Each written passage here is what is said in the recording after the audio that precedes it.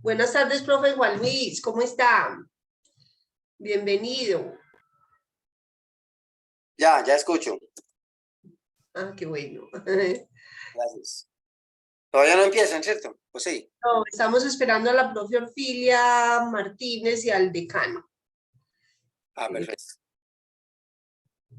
Me alegra mucho poder estar acompañando aquí hoy porque Qué bueno. estaba con un montón de diligencias, entonces logré llegar en punto. Ah, qué bueno. Álvaro, te estaba saludando el doctor Juan Eduardo Guerrero.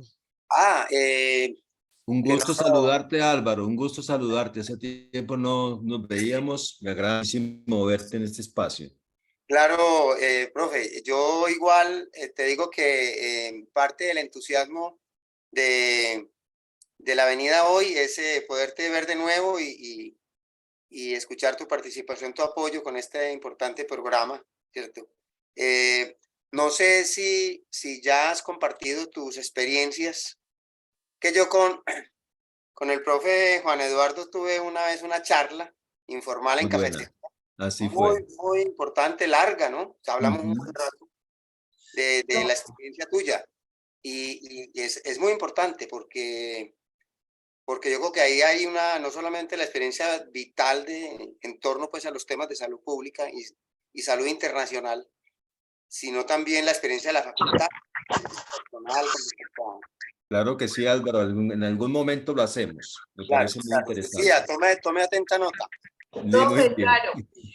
Buenas tardes, profe. Ya se nos unió la profe Ana Orfilia. Buenas tardes, profe. Ya está por allí, qué bueno. Sí. Muy bien, muchas gracias. Perdóneme, pero estaba como un poquito embalada en la conexión. Tranquila, profe. Bienvenida. La estábamos esperando. Esperemos, yo le voy a hablar al decano, a ver si fue que tuve algún problema, porque debemos esperar pues que él se conecte también. ¿Me disculpan un segundito? Sí, claro.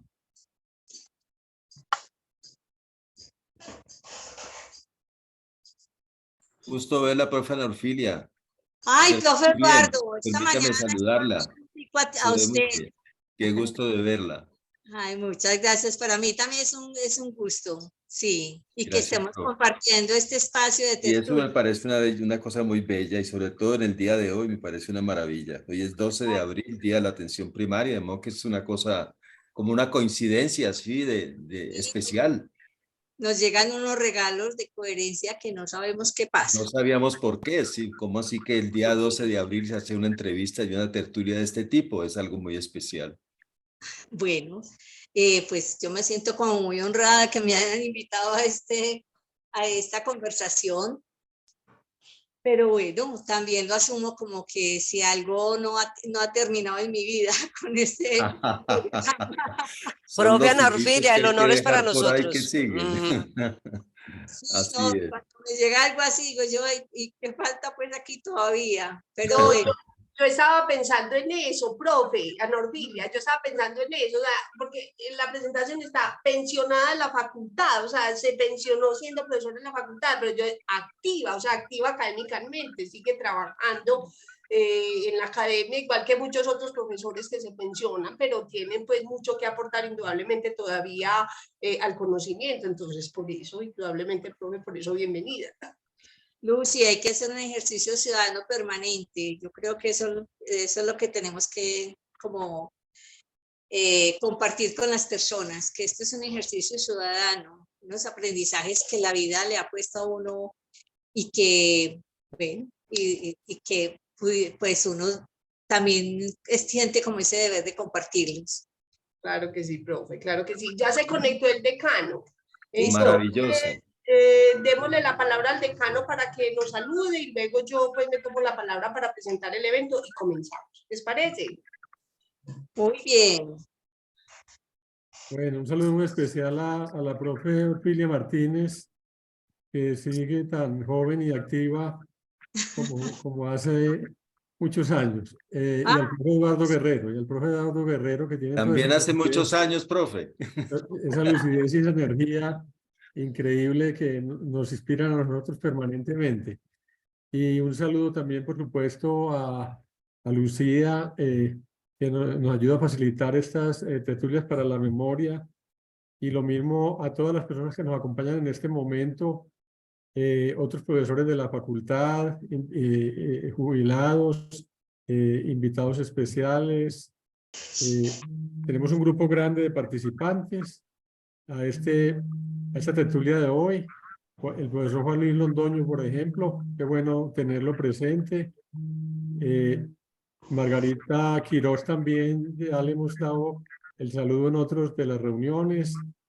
Estoy buscando por aquí algunas personas que de pronto no es tan común tenerlas en estas tertulias y quiero pues saludarlas muy especialmente. En todo caso, bueno, ahí nos acabaremos de ver viendo durante la tertulia. Dora Lucía Gaviria, Dora Celín Capié, vicedecano que también nos acompaña, Edwin González. Bueno, muchísimas gracias. Creo que el tema de hoy es bien importante porque realmente, como lo hemos mencionado en tantos eventos y conversatorios que hemos tenido relacionados con el nuevo modelo de atención y la reforma del sistema de salud, pues la atención primaria y salud es la base de esta reforma.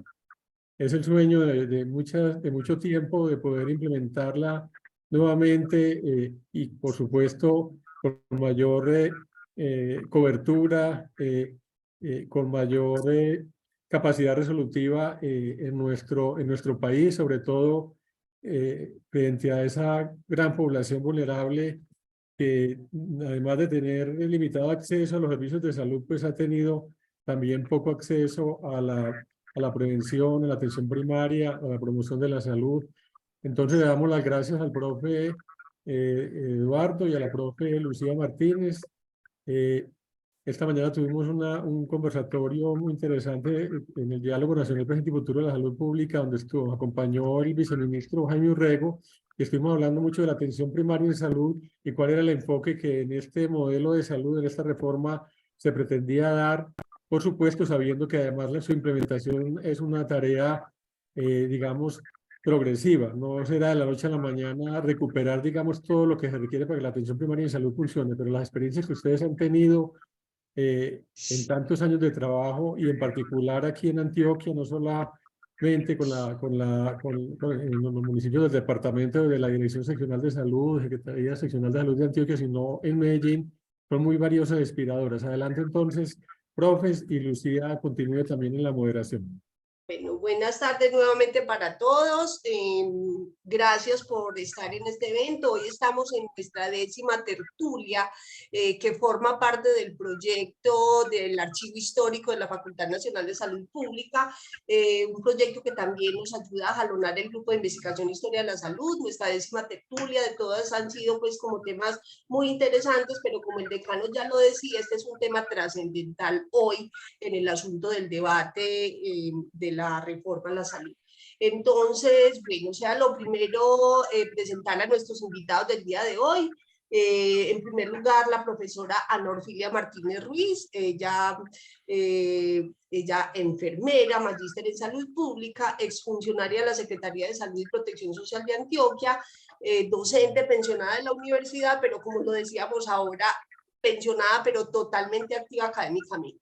Entonces, bienvenida, profe, muchas gracias. Por otro lado, nuestro contertulio, el doctor Juan Eduardo Guerrero Espinel, él es médico, cirujano, magíster en salud pública, especialista en sistemas y servicios, actualmente presidente de la Asociación Colombiana de Salud Pública y exfuncionario de la OPS. Muchas gracias, profe Juan Eduardo Guerrero, también por aceptar nuestra invitación. Entonces paso a explicar un poco la dinámica de nuestro evento. En un primer momento, entonces le damos la palabra a nuestra invitada especial, la profe Ana Orfilia, y al profe Juan Eduardo, para que a través pues como de las preguntas y del tema central de conversación, pues avancemos en poner en común el tema central, que es atención primaria en salud. Luego, más o menos de 1 hora de conversación, le damos un espacio a nuestros asistentes para hacer preguntas e intervenciones, y finalmente, pues, terminaremos nuestra sesión de hoy con los agradecimientos a los invitados y los asistentes. Entonces, le doy la palabra al profe Juan Eduardo Guerrero para que comience, ¿cierto?, a entablar este diálogo con la profesora Orfilia. Muchas gracias. Bien, Momento. muchísimas gracias, profe Lucía, el decano José Pablo y a todos por la invitación. Y me agrada muchísimo estar aquí conversando en esta tertulia con la profesora Norfilia. Yo le decía ahora antes de iniciar que hoy es un día muy especial, hoy es el Día Mundial de la Atención Primaria en Salud y la Organización Mundial de la Salud en sus 75 años está celebrando un lema de salud para todos en una época pospandemia. Entonces, me parece muy valioso que nosotros podamos contribuir a este archivo de la memoria con el tema de la atención primaria en salud, y creo que tener a Orfilia en este espacio pues nos permite recordar muchísimas cosas, y yo casi que le diría a la profe Orfilia en primer lugar en esta tertulia que me gustaría muchísimo conocer en su proceso de formación si hubo algo en el proceso de formación que la inclinó bastante hacia los espacios comunitarios, hacia el espacio, digamos, social. El hecho, digamos, de ya ser enfermera y estar estudiando enfermería ya implica, digamos, toda una fibra del cuidado muy especial, porque la enfermería tiene esa esencia, pero en alguna forma, digamos, el significado de estar cerca de las comunidades, si hubo algún hecho específico en su proceso de formación que la llevó a construir muchos momentos de vida que en su tiempo se pueden observar en su trayectoria de estar muy cerca de las comunidades y cerca de la atención primaria en salud. Entonces me gustaría saber eso, profe Orfilia, si tiene algún hecho específico sobre eso. Gracias, profesor, por preguntármelo. Sí, yo creo que mi inclinación, pues uno no diría tanto por la atención primaria, sino por la salud pública, la hice desde mi formación en la universidad. Para mí estar en la Universidad de Antioquia en los años 70 marcó un hito, marcó un momento muy importante para mi vida. Como mi identificación como ser social y como ser político, ¿sí? Entonces, para mí ese hecho fue trascendental en mi desarrollo personal. Y un hecho muy importante de la sensibilidad frente a las comunidades, ¿no? Me las despertó las hermanas de la presentación. La escuela de enfermería en esa época estaba administrada por las hermanas de la presentación, y ellas tenían una obra social en el barrio popular. El barrio popular no es lo que vemos hoy. El barrio popular era un barrio que era una vereda que apenas se estaba transformando en barrio, y que las hermanas muy queridas nos invitaban a hacer como una labor social allí, no solamente a nosotros como estudiantes de enfermería, sino a los médicos. Entonces éramos una barra de médicos y de estudiantes que nos íbamos los sábados a hacer actividades con la comunidad. Entonces eso para mí también marcó un hito. ¿Qué otra parte de mi formación que marcó un hito?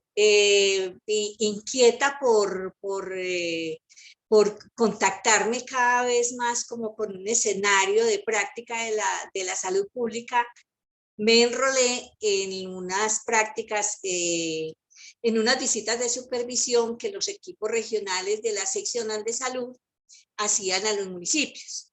En ese momento fui admitida para una visita a Fredonia. Era una visita de una semana donde conocíamos realmente la organización que tenía el sistema de salud en ese momento.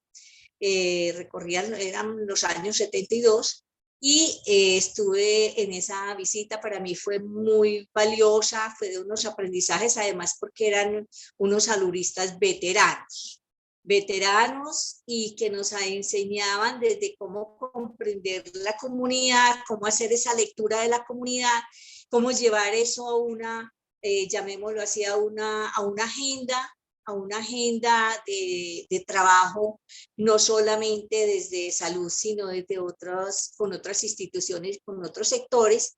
Y para mí esa visita, que era dirigida con un salubrista muy querido, que fue el doctor Miguel Yepes Castaño, un poquito agrio, muy sectario políticamente, pero que nos permitió pues hacer ese ejercicio a 1, 2, 3 estudiantes de enfermería. Ahí fue como nació como esa motivación por el trabajo con la comunidad. Muy interesante, profesor Filia, y además porque fue una época muy rica, la época de Estanislao Zuleta, una época donde también, digamos, existía digamos, una rememoración, digamos, de los estudiantes tratando de tener alguna forma diferente de pensamiento con relación a su país. O sea, yo entiendo que en esa época, y a usted le tocó seguramente vivirla, los estudiantes en Colombia de una u otra forma estaban mirando qué ocurría en lo social, qué ocurría con las transformaciones sociales, y de alguna forma eso tendría que haber iluminado también parte de los procesos de formación y seguramente que usted lo vivió. No sé cómo fue esa percepción suya en ese momento de los 70. Claro, profe.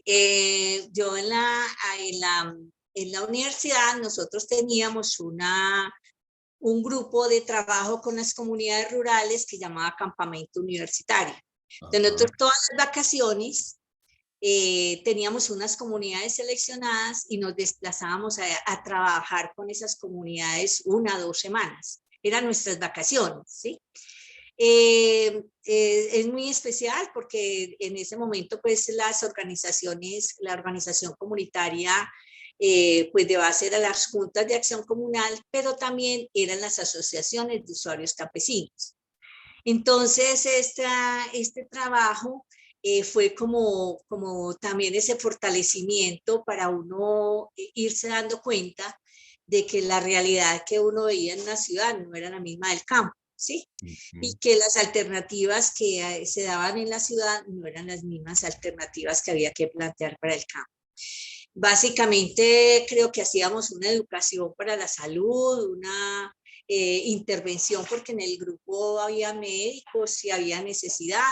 Visitábamos las familias, nos hacíamos amigas de las familias y las familias sabían que podían contar con nosotros para cualquier contacto o diligencia que le pudiéramos ayudar en la ciudad. Muy interesante, profe Orfilia. Me gustaría conocer un poco, en los años 70, en el 78, pues es la declaración de Alma Ata y la gran conferencia, digamos, mundial de la Organización Mundial de la Salud.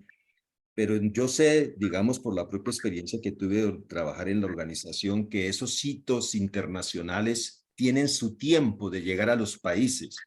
¿En qué momento se logra percibir desde su experiencia la influencia de la declaración de Alma Ata de atención primaria en salud que se da en el 78? ¿En qué momento se comienza como a recibir ese enfoque y cómo lo vivió? ¿Qué cosas usted las pudo, digamos, sistematizar y nos puede contar en el día de hoy qué significa eso en atención primaria?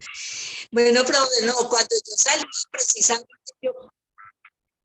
sí, yo creo que desde que yo salí, yo pues llegué a un ambiente de trabajo desde la atención primaria en salud, porque yo fui una beneficiada y fue que también fui becada por el Ministerio de Salud para estudiar enfermería. Entonces, imagínense que fui beneficiada y en ese momento algunos departamentos de Colombia no tenían talento humano en salud suficiente. Concretamente en Manizales se desempeñaban los cuerpos de paz, ¿sí? Las enfermeras cuerpos de paz. En ese entonces no había facultad de enfermería ya, la fundamos nosotros más tarde y yo me fui a trabajar como enfermera de salud pública, iba a hacer mi condonación de la beca y como enfermera de salud pública no me fui a trabajar como enfermera de epidemiología. Con un saludista muy querido él porque me enseñó a trabajar, el doctor Alberto Vélez Gómez. Mi tarea allí era montar como todo el programa de vigilancia epidemiológica. Entre él y yo hacíamos los índices endémicos y montábamos frente a esta que era pues a mano con una sumadorcita, bueno, en fin, eso era todo. Hoy le escuchaba las palabras suyas de alguien que decía que no se podía hacer atención primaria porque no hay internet. Y resulta que nosotros hicimos índices endémicos a punto de calculadora. Bueno, y a punto de papel cuadriculado, uniendo hojas para poder sacar los datos. Sobre eso entonces era necesario pues para montar un sistema de vigilancia epidemiológica. Eso lo hicimos en esa época y también me tocaba coordinar el programa de vacunación. El programa de vacunación para Caldas tenía 6 vacunadores, donde iban a cada municipio a hacer vacunación casa a casa. Entonces usted ya se puede imaginar la lentitud donde se iba avanzando en las coberturas de vacunación. Por otra parte era el drama de la cadena de frío. Las vacunadoras de esa época yo las recordaré y las llevaré en mi corazón siempre. Qué mujeres tan lindas, qué mujeres tan comprometidas.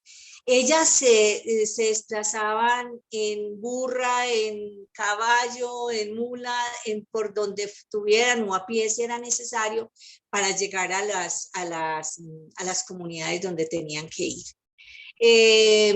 Le cuento que entonces, desde que llegaban a las comunidades, ubicaban donde había una nevera o un congelador donde les pudieran regalar, ni siquiera se disponía en la tecnología de las pilas térmicas recargables, no.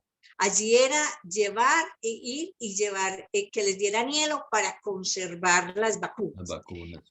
No sé, por obra y gracias, yo no sé si los bichos de ese momento eran, si las vacunas tenían en más resistencia o en fin, pero en todo caso, las enfermedades transmisibles inmunoprevenibles fueron disminuyendo. Bueno, en el 75, en ese entonces, me tocó introducir en Colombia servir de piloto Manizales para la introducción de la vacuna del sarampión. Asunto que lo hicimos con toda la rigurosidad y con todo el acompañamiento de pediatras de la ciudad, con anuncio de que estábamos aplicando esa vacuna, un seguimiento estricto de las reacciones postvacunales, con compromiso pues de todos los servicios de pediatría de urgencias donde pudieran detectarse reacciones postvacunales. En todo caso, pues esa experiencia fue muy bonita, pero además que usted me está preguntando, yo llegué a un contexto, no era solamente yo tenía que ser la enfermera de epidemiología, sino que tenía que ser la enfermera materno-infantil y la enfermera de muchas más cosas, porque a mí se me asignó una región. En ese entonces la región más distante de Caldas, que es la región del Oriente, ¿sí? Samaná, Marquetalia, interesante. Pensilvania, Manzanares, Victoria, Dorada, ¿sí? Eran como 8 municipios, pero la más lejana era Samaná. ¿Qué había en estos municipios? Estaban los equipos de los hospitales que tenían que encargarse de todo.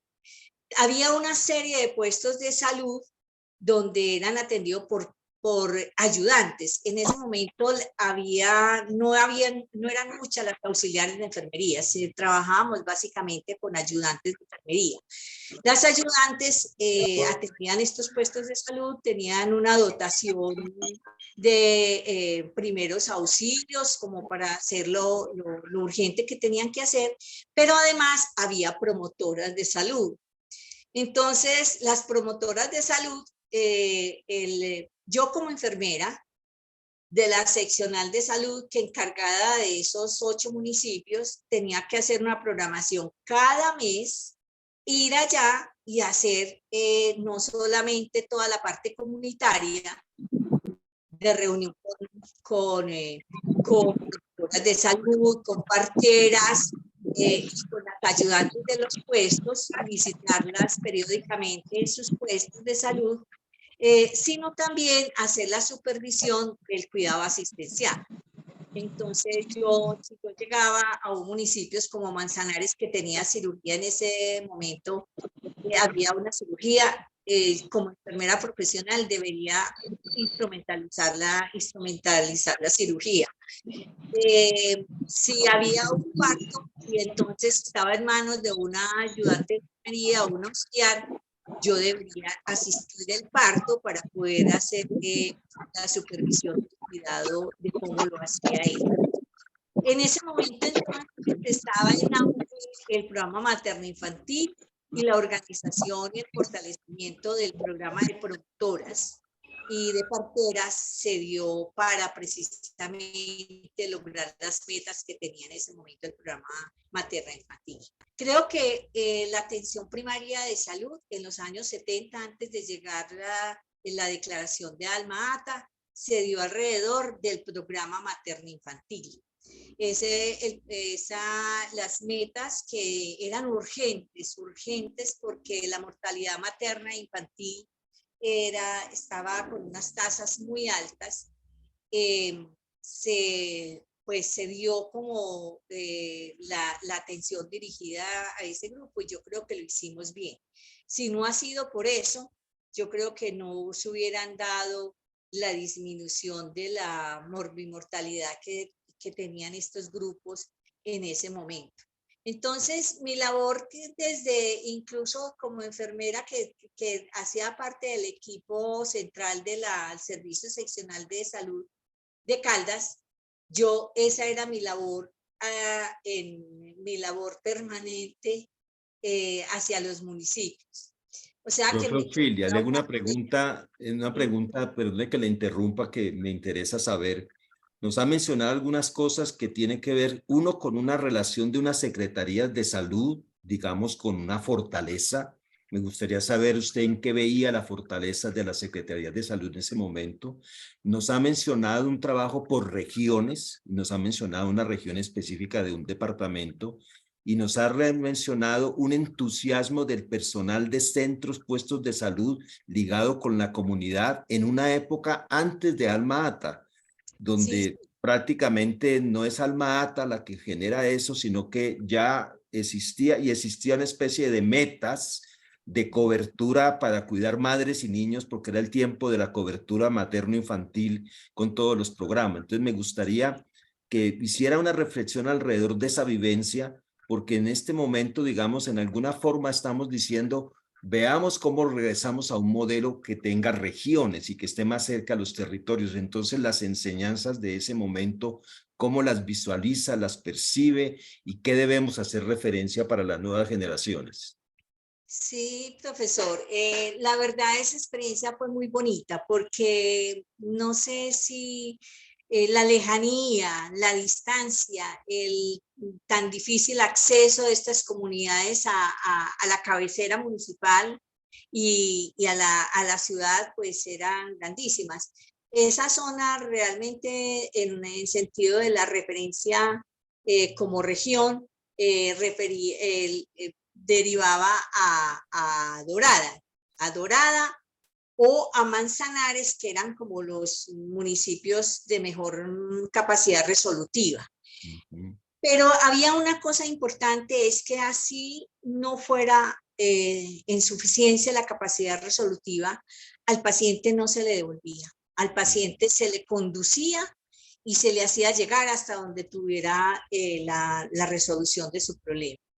Entonces, y no era de dar vueltas, si estaba más cerquita Manizales, podía... ambulancia va y se iba. Sí, los municipios tenían en ese sentido, una autonomía en derivar los pacientes donde mejor correspondía, ¿sí?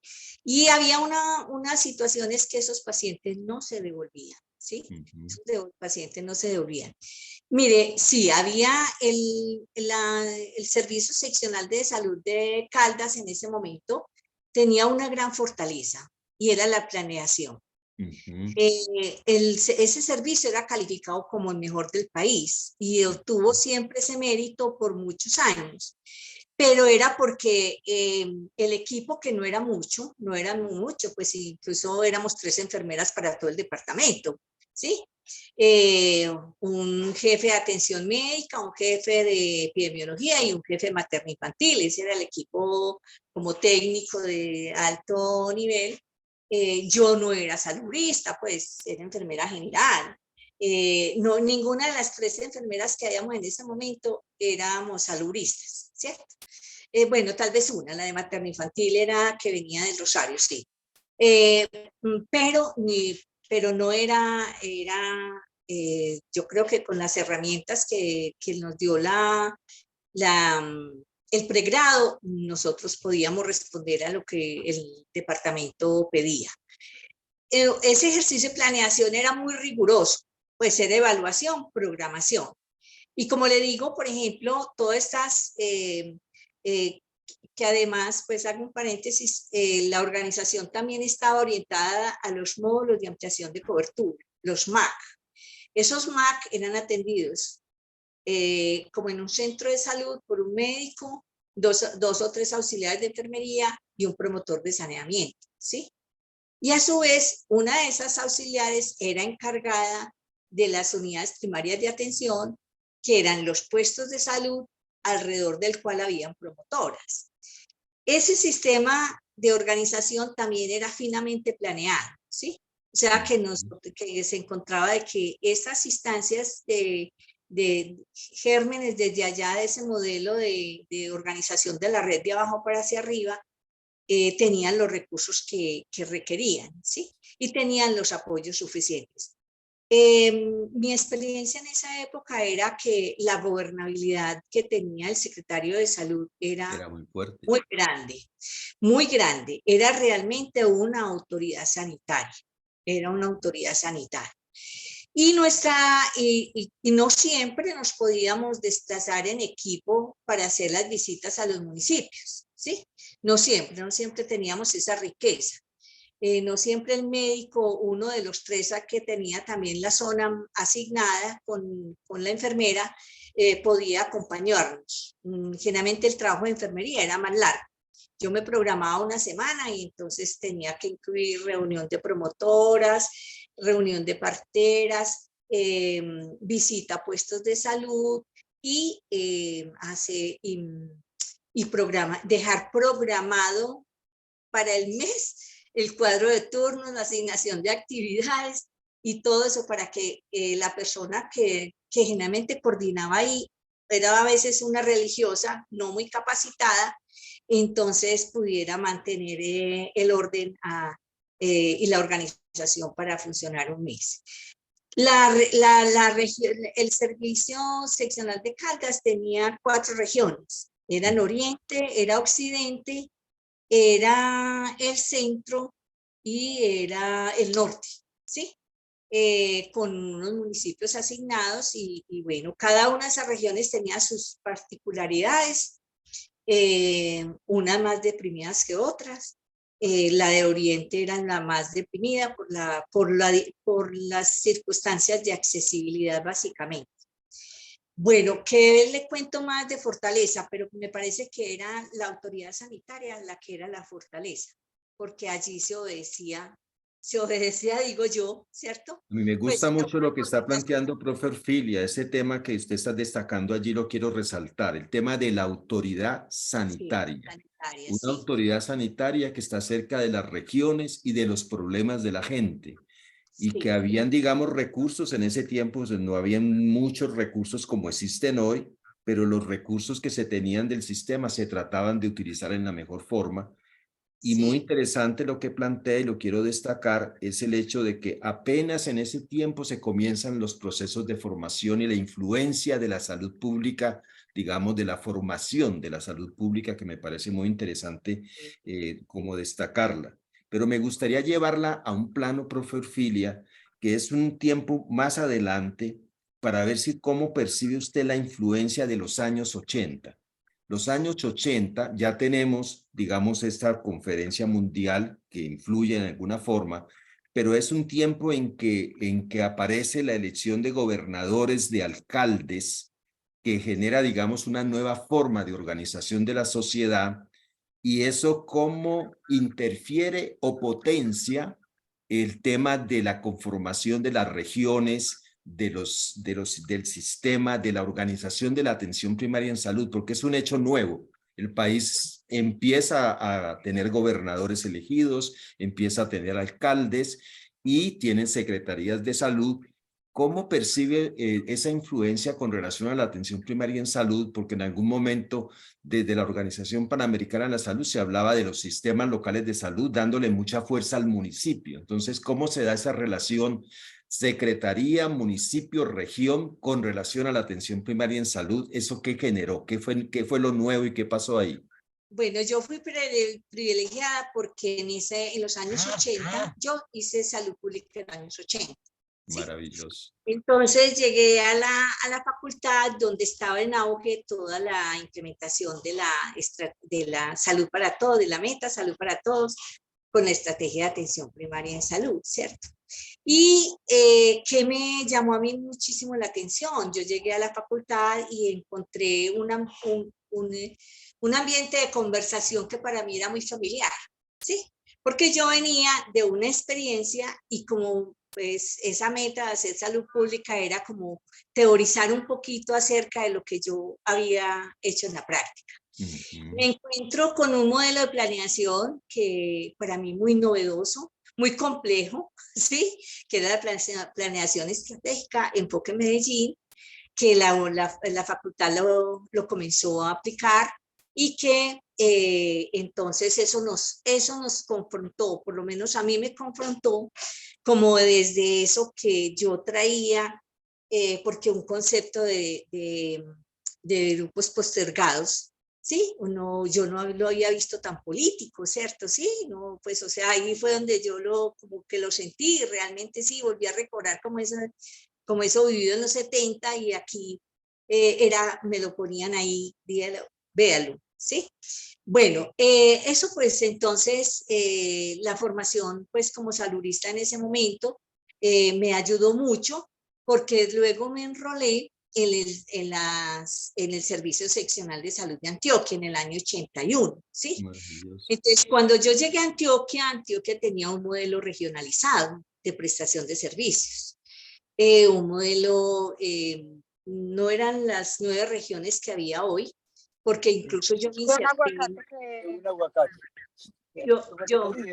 Yo me inserté. No sé, 5, ¿cierto? Sí. Perdón. Tenemos un micrófono abierto por ahí. No. Sí. No, gracias.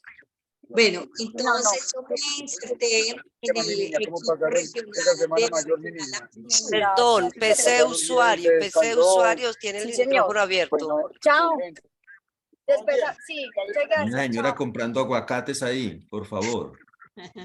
Bueno, entonces, mire, yo llegué a trabajar al equipo regional de la regional Anconsur.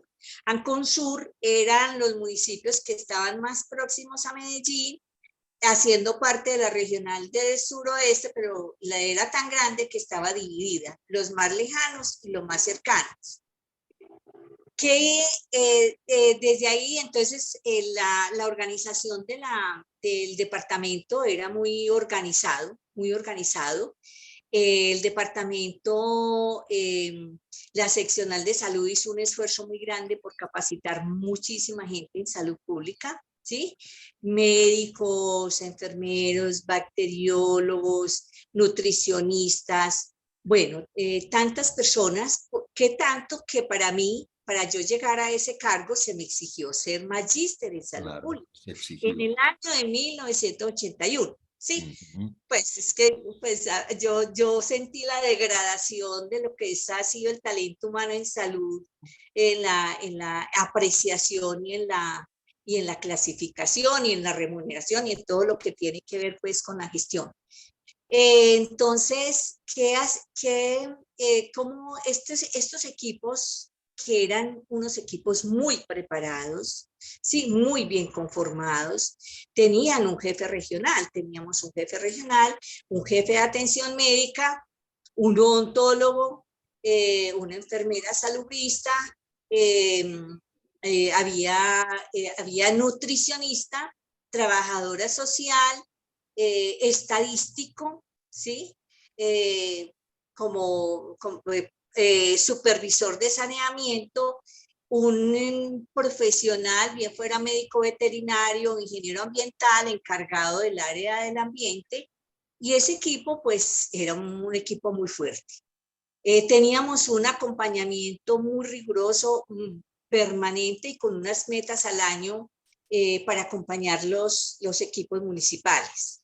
Y ese acompañamiento era desde lo que hoy llamamos gobernanza, ¿sí? Y la dirección como tal, la dirección de esa fortaleza, porque el hospital, los hospitales manejaban tanto la parte, no habían secretarías de salud municipal, sino que era el hospital el que se encargaba de la salud del municipio, ¿sí? En coordinación muy estrecha con la alcaldía y con todas las secretarías de la alcaldía, ¿sí? Nosotros acompañábamos Está marcando allí, profe, algo muy importante que lo quiero relevar, es el director del hospital es un agente de la autoridad sanitaria y de la salud pública en ese momento. Sí, Desde ese momento que es muy importante, digamos, como conmemorar eso. Lo fue durante los años 80 y durante los años 90, ¿sí? Sí, hasta que llegó la ley 100, ¿sí?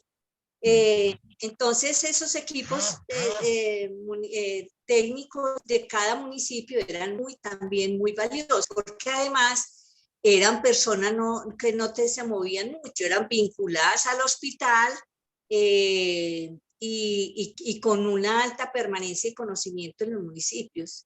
Entonces, estos equipos se conocían los municipios, las veredas, las poblaciones lejanas, las poblaciones cercanas, y como existían entonces las promotoras de salud y todavía los puestos de salud y los centros, esta región que a mí me correspondió era muy bien organizada en ese sentido, ¿sí?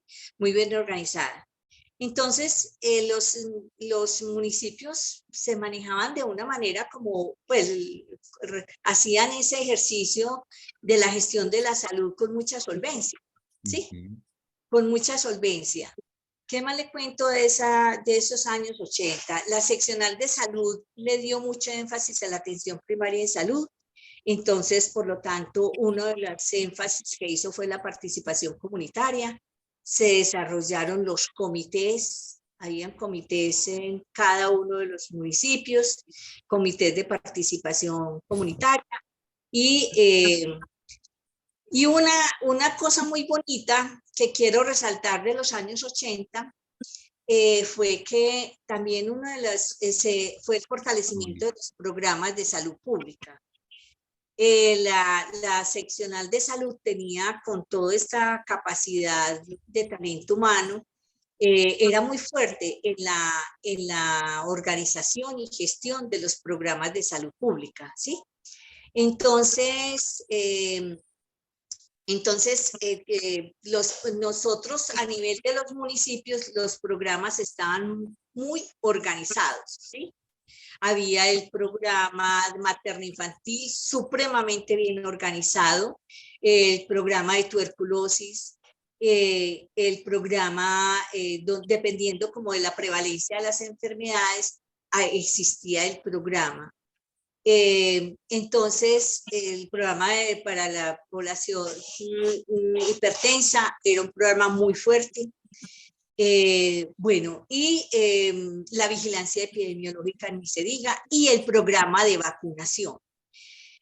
Con relación al programa de vacunación, quiero destacar como el énfasis de algunas estrategias que fueron muy valiosas y yo creo que únicas experiencias en el departamento de Antioquia. Una que fue promovida por el doctor José de los Ríos en los años 79 a 80, que fue el programa aéreo de vacunación, el PAV. El doctor, a través del helicóptero de la gobernación, llegó a poblaciones donde no había llegado nadie, ¿sí? A promocionar las vacunas, ¿sí? Este fue un boom muy grande, tenía una estrategia educativa que era el álbum de las vacunas, con unas enseñanzas muy bonitas, ¿cierto? En tanto en educación para la salud como en todo el tono de la prevención de las enfermedades y el cuidado de los niños alrededor de ellas. Luego vino una que fue muy linda también, que se implementó en todo el departamento y fue la estrategia de canalización. Yo pasé al nivel central de la seccional a ser la enfermera coordinadora del PAI. El doctor Alberto Vélez nos mandó a Margarita Quiroz y yo a que ideáramos una estrategia para aumentar las coberturas en vacunación. Y yo no sé, Margarita y yo nos fuimos para la zona de Occidente a recorrer los municipios y a mirar qué tan factible era montar esa estrategia. Pues nos ideamos una estrategia que era de que los equipos, todo el personal del hospital debía asumir un sector de la población urbana, ¿sí? Y cuidar de ella, ¿sí? Primero tenía que hacer un diagnóstico comunitario, un censo, identificar cuáles eran las vulnerabilidades que tenía esa comunidad. Y fue hermoso el trabajo gráfico que pudieron hacer de ellos porque hicieron unos croquis. Entonces usted llegaba a cada hospital y encontraba los croquis el municipio con un levantamiento topográfico y con señalización de los aspectos vulnerables de cada uno de esos territorios. Eso se hizo bajo también una orden de la coordinación técnica de ese momento, que era el doctor Alberto Vélez, donde señaló esa actividad para los funcionarios de salud. Eso se hizo con tanta alegría, profesor Guerrero, que uno llegaba a esos municipios y para el hospital era un orgullo mostrar su mapa y cómo tenía su cobertura de vacunación y de los programas, ¿cierto? Entonces, eso fue hermoso porque no fue solamente una estrategia de vigilancia epidemiológica, sino una estrategia de atención primaria, ¿sí? Porque desde ahí se llegaba a tener la priorización, la cual se negociaba con el alcalde para que fuera intervenida los determinantes sociales de la salud. ¿Sí? Maravilloso, profesor Filia. Me parece bellísimo esa parte que está cerrando porque está mostrando cómo en ese tiempo había conciencia de territorio, de geografía, de las necesidades de la población y seguimiento a los programas. Se sabía dónde estaban las madres gestantes, dónde estaban los niños, quién tenía un problema de tuberculosis, etcétera. O sea que ahí hay una experiencia muy valiosa de la atención primaria en salud que en tiempos modernos uno podría decir con los sistemas de información geográfica de hoy pues podría hacer bellezas, pero en ese tiempo era en cartulina y creo que cartulina es un tiempo muy valioso. Pero le quiero llevar, profe, por el tiempo, paso la página, llega la Constitución, la nueva Constitución de la República en Colombia, también llega una reforma. ¿Cómo percibe y cómo desde su trabajo te da esa transición de ese modelo de un sistema nacional de salud previo que se plantea en una nueva lógica en los años 90 y que posiblemente usted vivió en otro espacio, en otro lugar y nos gustaría saber cómo lo vivió, cómo lo sintió y con relación a la atención primaria en salud, qué fue sintiendo y qué fue pasando en ese tiempo de los 90?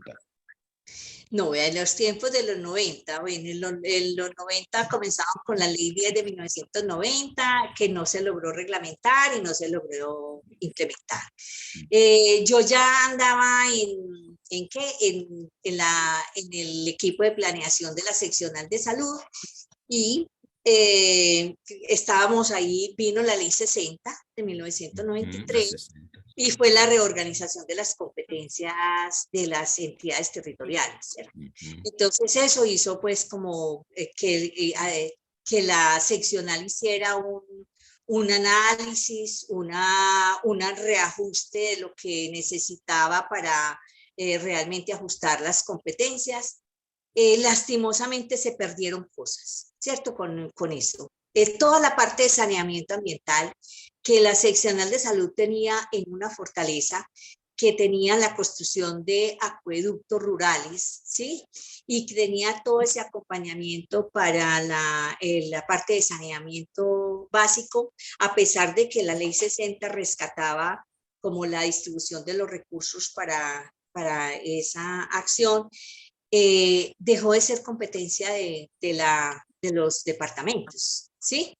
Salieron de las secretarías seccionales de salud, pasaron a infraestructura y realmente se perdió como mucho ese contacto. Además, que ya en las competencias el departamento ya no le tocaba esa parte de saneamiento, y además lo que le tocó lo asumió ya no con los promotores de saneamiento y los técnicos y los trabajadores del área ambiental, sino que diversificó eso en 37 perfiles. Entonces ahí se acabó esa área que fue una base fundamental para la atención primaria en salud.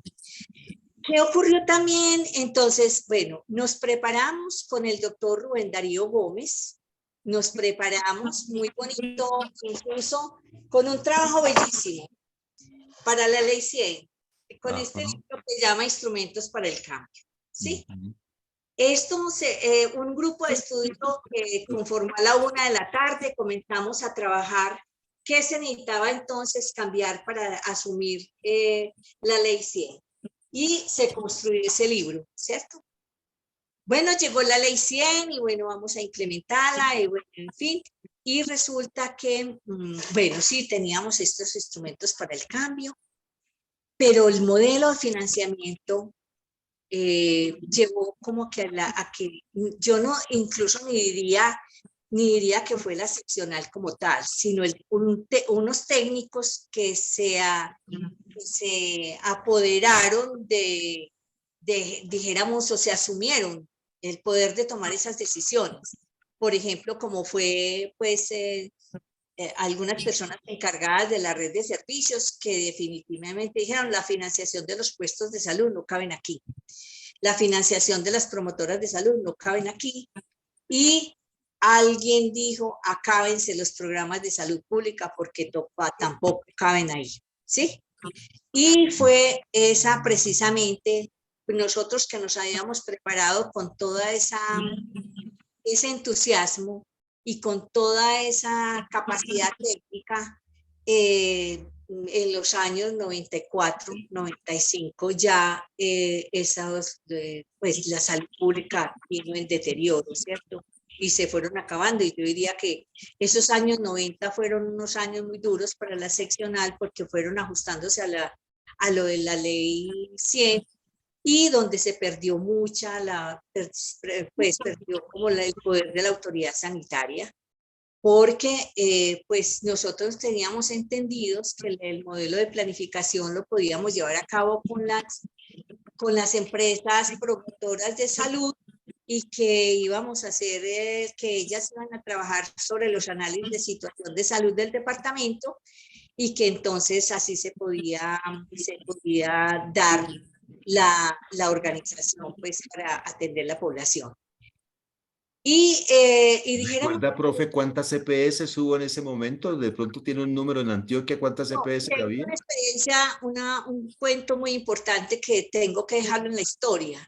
Yo hice cuando llegó el doctor Álvaro Uribe Vélez a ser gobernador, que lo hizo concomitante con la ley 100, con la ley 60, la Asamblea de Antioquia, aquí no habían EPS, ¿cierto? Aquí no habían EPS. Entonces el departamento, entonces la Asamblea le ordenó al gobernador hacer un proyecto de una EPS pública cooperativa, ¿sí?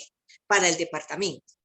Yo hice parte de esa comisión en la parte de salud, como ya teníamos trabajado todos estos instrumentos para el cambio, ya teníamos muchas herramientas que podíamos llevar pues para generar el modelo de la EPS, porque además Antioquia, nosotros, el departamento tenía para la atención de los empleados públicos, tenía varias cajas de varias cajas de previsión, ¿sí?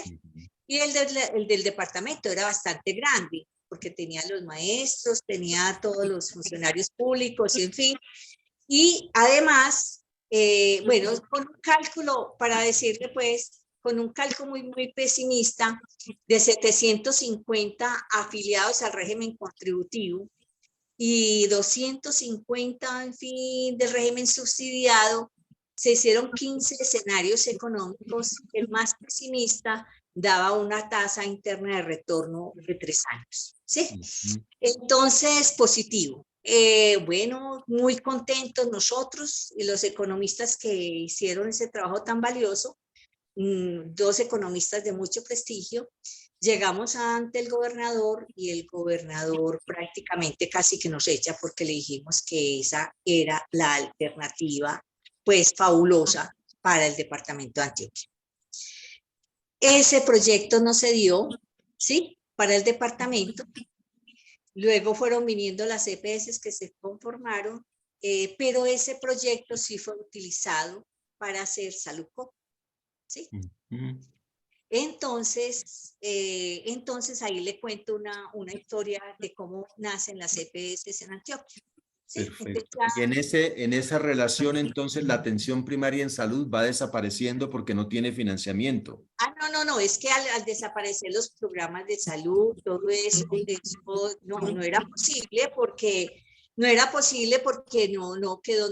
con qué se financiaba, porque si la vía de la financiación del sistema era vía el aseguramiento, la financiación de las UPC, de la unidad de pago por capitación, la contratación con los hospitales se dio por capitación, entonces ya no había cómo mantener los equipos extramurales de salud, ¿sí? El hospital con qué los iba a financiar, ¿cierto?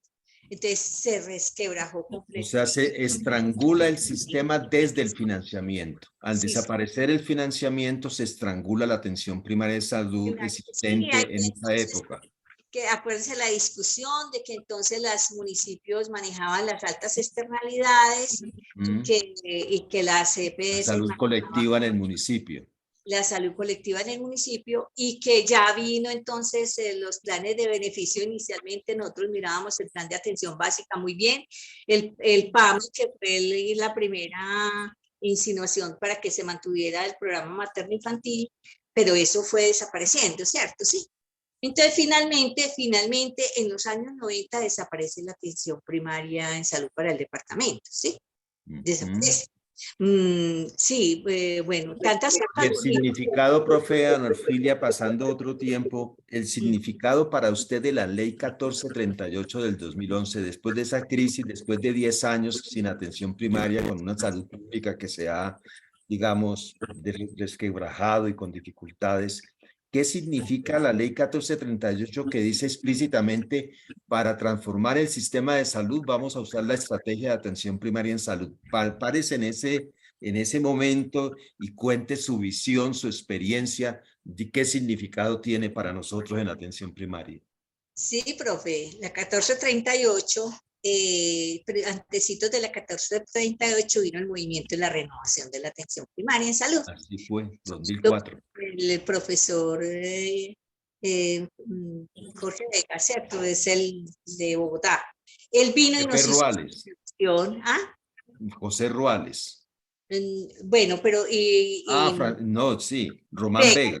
Román Vega, sí. Vega se aperturó de liderar como esa renovación. Correcto. Vino, nos motivó en Antioquia hubo aceptación, voluntad política para iniciar ese proceso de renovación, ¿sí? Y fue dado bueno, y comenzamos a trabajar la renovación, había voluntad política en la seccional de salud, y estábamos todavía las personas que habíamos abogado toda la vida por la promoción de la salud y la atención primaria en salud, y comenzamos a trabajarle a eso. Bueno, vino el Congreso, el 6º Congreso Internacional de Salud Pública, y a raíz de ahí nos conformamos un grupo de atención primaria del departamento de Antioquia, y comenzamos a trabajar a trabajar, a reunirnos. Teníamos un grupo de estudio los miércoles a las 5 de la tarde. Lo hicimos mucho en el edificio de extensión porque en Nacer y también cuando eso... Con la profe Astrid. Astrid estaba en ese sector, también era un grupo de estudio.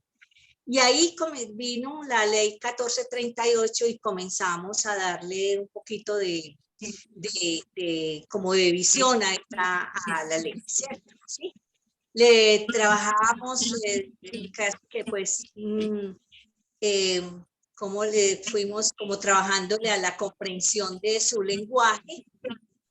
Nos dio esperanzas el montaje de la atención primaria en salud, como lo planteaba la ley 1438, y eso para la seccional fue muy esperanzador porque entonces con base en eso hubo el entusiasmo de la seccional de salud a hacer un convenio con la Facultad de Enfermería para trabajarle a un modelo. Ese convenio tuvo una duración entre 2006 y 2012 y yo creo que producto pues de ese convenio fue también el libro de promoción de la salud con sentido humano para Antioquia, donde se presenta pues como el modelo donde se logró avanzar, y creo que producto de ese trabajo, como para entrar a los contextos de hoy, fueron las funciones de los equipos técnicos, de los equipos básicos, de los equipos interdisciplinarios de salud. Esa propuesta quedó escrita, instrumentalizada, pero finalmente también en el 2012 no hubo voluntad política de la seccional seguir trabajando en ese sentido, y también ahí se desfallece pues como la atención primaria en salud. Ya más tarde. Una propia Orfilia, que en ese tiempo hay una nueva esperanza, hay una posibilidad grande, se abren, digamos, muchas expectativas desde las universidades y trabajar con las secretarías, pero hay algo que financieramente no permite que crezca un modelo de ese tipo. O sea, el tema de financiamiento estrangula las posibilidades de crecimiento de esa estrategia de atención primaria bajo la ley 1438 del 2011. No sé su concepto cómo es. Sí, no fue posible porque, a mí me tocó con dada esa esperanza que había, los municipios generaban un proyecto, ¿sí? Era muy difícil que el municipio lo financiara porque sus recursos estaban dados, su modelo de pago estaba dado por capitación, y dijéramos, lo que el departamento hizo fue pues transferencia a los municipios para ejecutar ese modelo. Logramos, los municipios hizo una sectorización, una priorización en 25 municipios que en ese momento eran más vulnerables, y se comenzó digamos, a recuperar la atención primaria en esos municipios, pero lastimosamente, como los tiempos de la contratación eran poco tiempo por años, pues realmente fue un avance muy lento, con pocos resultados. Prácticamente los indicadores que había que evaluar eran de proceso, pero realmente de resultados no mucho. Bueno, ya en esa época, pues ya yo me retiré de la seccional, yo me pensioné, y pues entonces pues como mirar los impactos realmente en estos municipios, perdí como de vista esto, pero la verdad es que la atención primaria ha tenido esa gran dificultad en financiamiento. Muy bien, profe Orfilia. Finalmente, digamos, en esta tertulia me gustaría muchísimo conocer su pensamiento en el sentido, vivimos una época diferente, un contexto diferente, un gobierno alternativo, una ilusión de que la atención primaria en salud puede ser, digamos, fuerte, poderosa, crecer, pero que al final, digamos, requiere una reforma estructural para resolver los problemas que no le permiten crecer a esa atención primaria en salud. ¿cuál sería en este contexto su consejo, tanto para la Facultad de Salud Pública como para el gobierno departamental y el gobierno nacional y para las nuevas generaciones? ¿Qué consejo nos daría en este momento con toda esa vivencia y con toda esa historia de qué es lo que tenemos que reconstruir y cómo hacerlo? ¿Cómo lo mira? No, pues yo a la luz pues, de la discusión que se viene dando a la reforma, para mí, esas unidades primarias de atención que se quieren dar, primero que todo, tienen que ser definidas con un financiamiento vía oferta, ¿sí? Yo no creo que pueda ser de otra manera, ¿sí? Sino que debe ser vía oferta. Y debe ser conectada realmente a las redes, a que se organicen, ¿sí? A las redes. Pues diría que cuando se habla de que pueden ser públicas o privadas, ¿cierto? Ahí me deja como un vacío, porque no creo que el privado esté interesado en hacer el montaje que implica la atención primaria, con los equipos multidisciplinarios, de acuerdo con las necesidades de la población, con el enfoque familiar que se requiere, ¿cierto? Que creo que es una cosa que no lo veo muy claro en el modelo. El modelo no habla mucho del enfoque de salud familiar. Y con la intersectorialidad que se requiere, ¿sí? Entonces, yo siento ahí un vacío muy grande, ¿sí? Ante como la esperanza que teníamos de recuperar esa atención primaria con esos agentes comunitarios, ¿cierto? Sí. Si ya no tenemos promotoras de salud, que las llegamos a denominar en Antioquia promotoras de vida, que muchas de ellas se capacitaron como auxiliares de enfermería, dando ese salto a la conformación de los equipos disciplinarios de salud. Yo no veo, profesor Eduardo, una visión clara de la atención primaria en salud, más que un primer nivel de atención y una puerta de entrada, ¿sí? Me asalta la duda de que esos niveles de referencia y contrarreferencia estén pensándose para dar respuesta a esas necesidades de la población, ¿sí? Cuando se monta este modelo, esa dinámica tiene que estar muy bien establecida y muy bien permeada para que las aspiraciones de la población no se trunquen, ¿sí? Para que haya continuidad, no solamente en el nivel de referencia, sino también un sistema de contrarreferencia definido para que el cuidado de esas personas, de las familias o de los grupos afectados sigan siendo cuidados en casa, ¿sí? O sea, a mí me parece que también no está bien definido esa atención familiar, ¿sí? En casa. Creo que hay que mantenerla, porque si no, no vamos a generar esa recuperación de la salud como lo hemos pensado los saludistas y como es la utopía, ¿cierto? Sí. Entonces es como, bueno, ¿qué para la Facultad de Salud Pública o para los agentes formadores? Sí, me preocupa mucho la formación. No solamente en número, ¿sí? Porque en este momento no hay suficiente. Si se fueran a conformar esos equipos de salud con esa bondad que se está diciendo, yo diría que no hay talento humano para conformar esos equipos de salud, por lo menos desde enfermería, yo no lo vería, no lo vería suficiente. Creo que desde la medicina tampoco, porque muchos no están ni siquiera motivados para ir a trabajar con las comunidades. Entonces, me vería que una insuficiencia en ese sentido. Y la formación, pues mire, yo le he hablado, creo que se me ha notado más que la parte técnica, es la parte de la motivación que me ha acompañado a mí durante la vida, pero creo que ha sido como mi anhelo, la utopía, la salud pública para todos, la salud, la felicidad, ¿sí? O sea, la capacidad de respuesta que pueda tener un Estado ante las necesidades de la población, y ese de garantizar la salud como un derecho fundamental, yo lo veo como muy lejos en la utopía. ¿sí? Entonces, bueno, y la formación tendrá que variar notablemente. Creo que, y hay un inserto que es tan difícil trabajar, porque hay que trabajar el ser humano. En el ser humano hay que recobrar los valores, ¿sí? Hay que recobrar los valores. Primero, el de responsabilidad, ¿sí?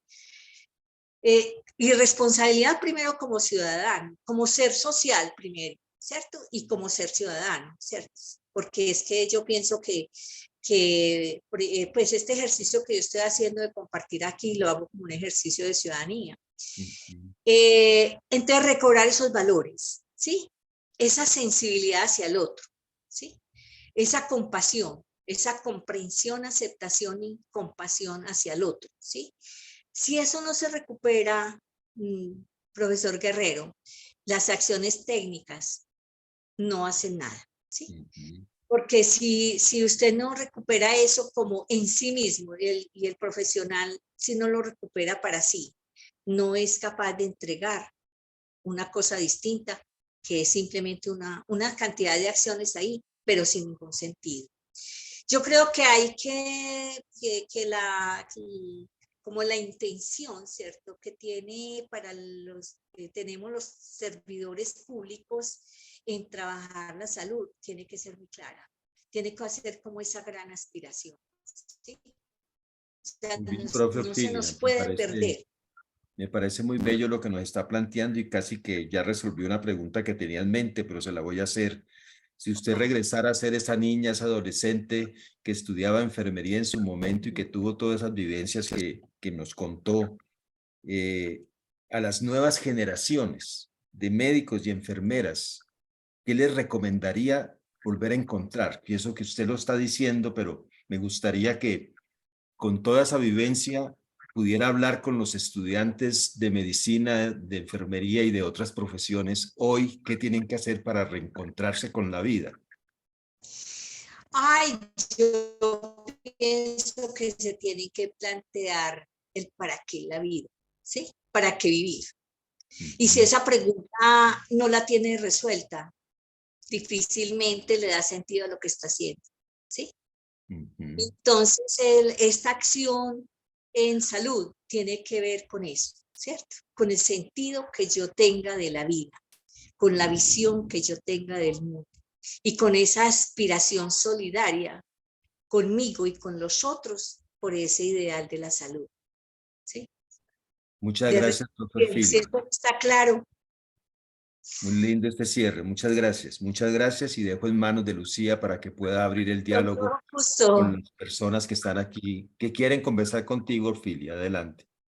Claro que sí, profe Guerrero, muchas gracias. Profe Orfilia, pues yo también me uno al mensaje que dice el profe Juan Eduardo de esas últimas palabras de compasión y reconocimiento del otro. Yo también estoy convencida de eso. O sea, si no hay una vuelta en la mirada hacia el otro, es imposible recomponer el camino hacia la atención primaria y el asunto de la promoción de la salud. Yo quiero entonces, no sé, darle la palabra a quienes en este momento tengan algo que preguntarle o que expresar con relación a lo que se ha venido conversando a lo largo de la tertulia.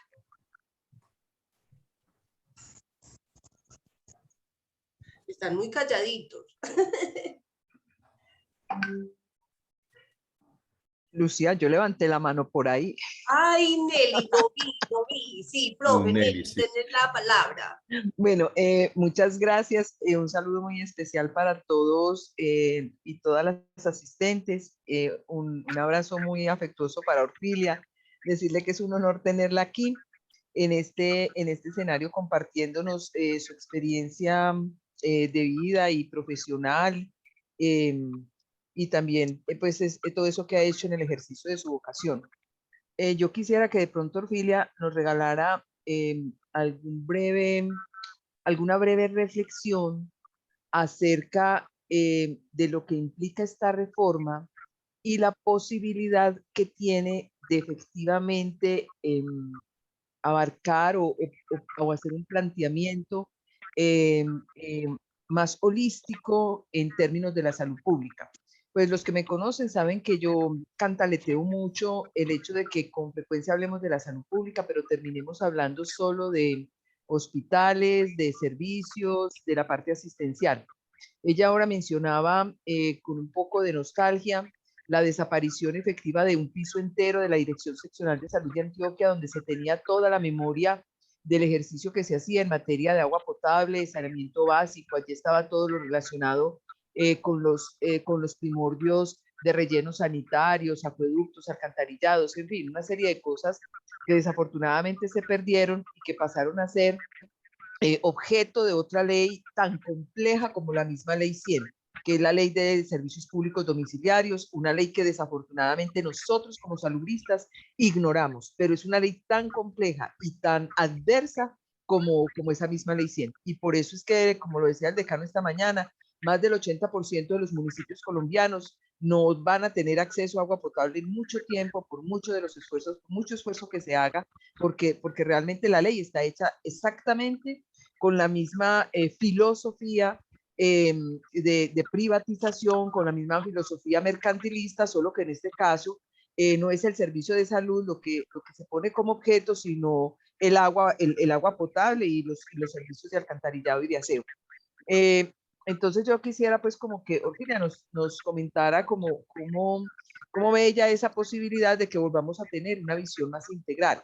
Y lo otro es que estaba recordando aquí que con Orfilia y un grupo grande de la Universidad de Antioquia a mediados del año 2000 configuramos un grupo base donde trabajamos mucho el tema de la promoción de la salud, lo volvimos vigente a través de las estrategias de municipios y escuelas saludables. Eso hizo que el departamento de Antioquia inclusive emitiera una ordenanza, creo que en el año 2002, y bueno, y fueron varios años que estuvimos trabajando en esa perspectiva de promoción de la salud, que yo sinceramente, como cuarta función sanitaria y entendiendo que es una de las funciones principales que tendría una facultad como la nuestra, la veo como un poco perdida en toda esta discusión de la reforma. Gracias. Sí, sí, Nelly. Nelly, la verdad es que lastimosamente esta reforma llega en un momento muy, muy turbulento, porque mira, los insumos que tuvo el ministerio pues para generar la reforma, tuvo muchos insumos. Y concretamente la Mesa Antioquia, que a través de 12 años tiene una serie de consensos, plantea seriamente lo que debe ser la salud pública, ¿sí? A mí la atención primaria, como se ve como un pedacito de la salud pública. Para mí, se le ha minimizado tanto y para mí es la estrategia integradora de la salud pública, ¿sí? Porque es a través de ella que logramos desarrollar la promoción de la salud de la forma más políticamente avanzada, como nos lo plantea Ottawa, ¿cierto? ¿Sí? Porque si nosotros no generamos para la intervención de los determinantes la salud en todas las políticas, no se va a lograr hacer eso, ¿cierto? Y eso hay que trabajarlo desde el plan de desarrollo. Que no tampoco se ve claro ahí en el plan de desarrollo, cómo se comprometen los otros sectores a trabajar los determinantes sociales de la salud a través de sus políticas públicas, ¿cierto? No tiene un gran componente que es el desarrollo de las habilidades personales, que yo, como lo mencionaba, yo creo que hay que trabajar el ser humano antes que todo. El asunto de la participación comunitaria, ¿cierto? Entonces, yo no veo muy claro si realmente que la reforma nos vaya a permitir un mejor desarrollo, un mejor accionar de la salud pública. Sí, recuperación de la autoridad sanitaria y de la gobernanza, pero siente uno que todavía está flojo, porque antes siente uno que la reforma también tiene artículos que le quita fuerza a la autoridad sanitaria territorial. Entonces, lo veo un poquito tímido. Esos avances, Nelly, que yo los quería mencionar, los tenía en mi récord de trabajar con el grupo base de la universidad, las estrategias de municipio de escuela saludable, y que también el departamento cuenta pues con una propuesta para trabajar los entornos y especialmente la escuela saludable. Tampoco eso se perdió, eso queda en los anaqueles, a nadie le interesa, y hay una inversión muy grande de la seccional de salud para obtener estos productos, ¿cierto? O sea que hay una experiencia acumulada desvalorada, ¿cierto? Y creo que la reforma no logra rescatarnos eso, no logra rescatar toda esa capacidad acumulada que tienen las entidades territoriales, tanto municipales como departamentales en salud pública. Sí, no sé qué pregunta haya. Yo quisiera leer algunos de los mensajes que las personas que están asistiendo a la tertulia pues han escrito en el chat. La profe Margarita Quiroz dice que pues también el sentido de pertenencia de los funcionarios de salud, refiriéndose a cuando usted hablaba de la importancia de esa humanidad, de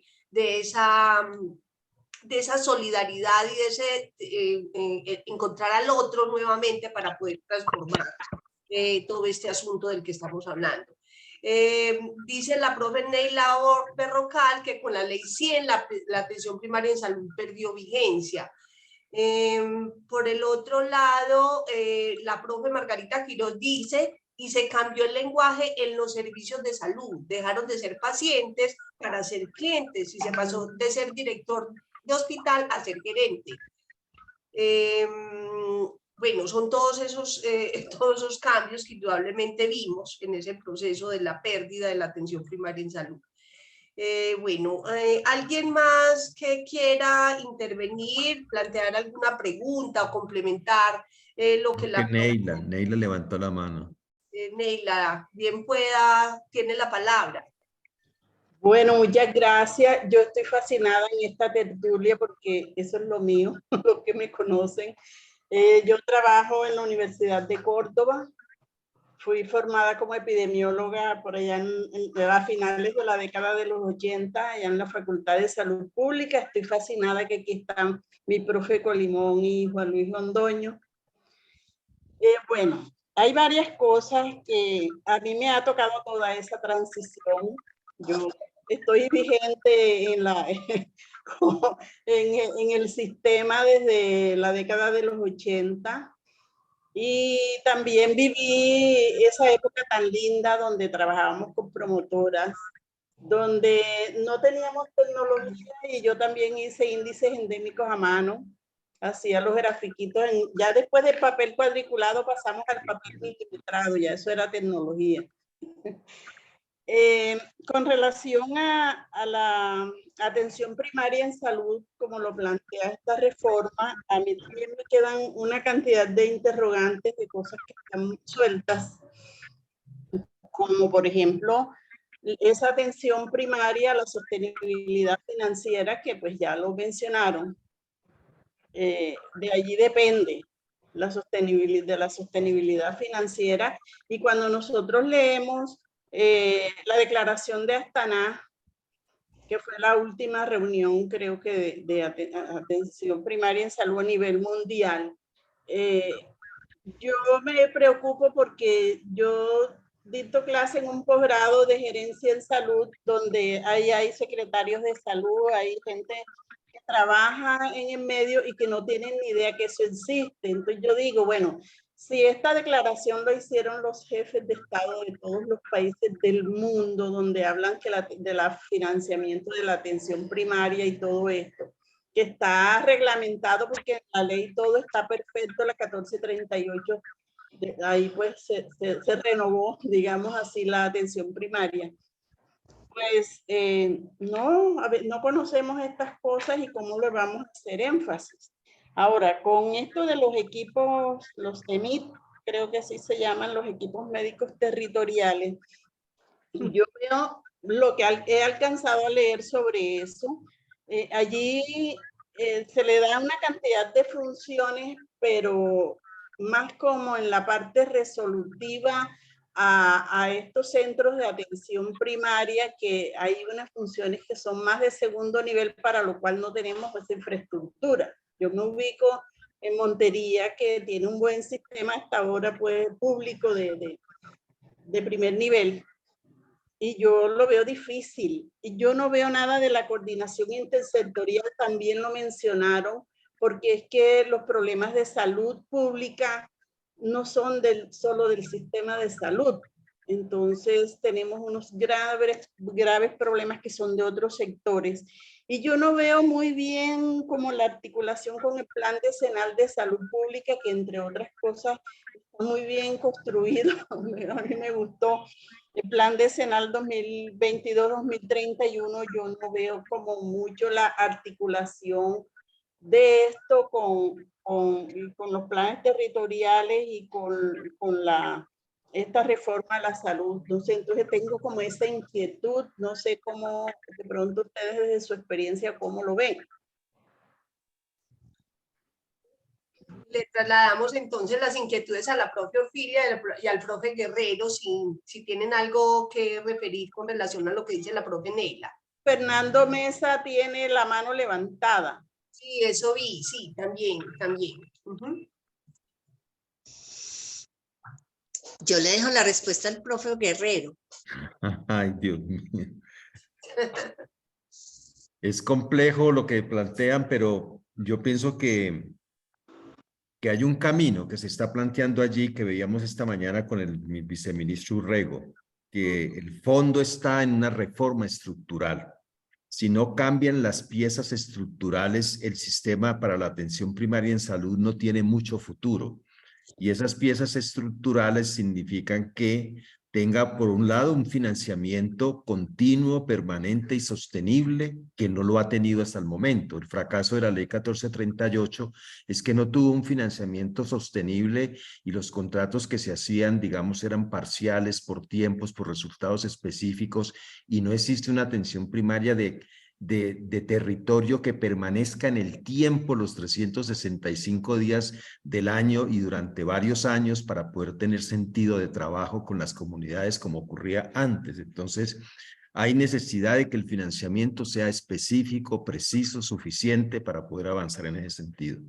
Segundo, es muy importante que las universidades y los formadores pues se peguen a la construcción del modelo, porque no va a aparecer de nuevo todo eso que existía antes. Tiene que haber una transformación en los formadores, en los centros de formación y una alianza, digamos, que las universidades juntos con los territorios pues puedan aparecer en eso. Y tiene que aparecer una nueva autoridad sanitaria y una nueva gobernanza.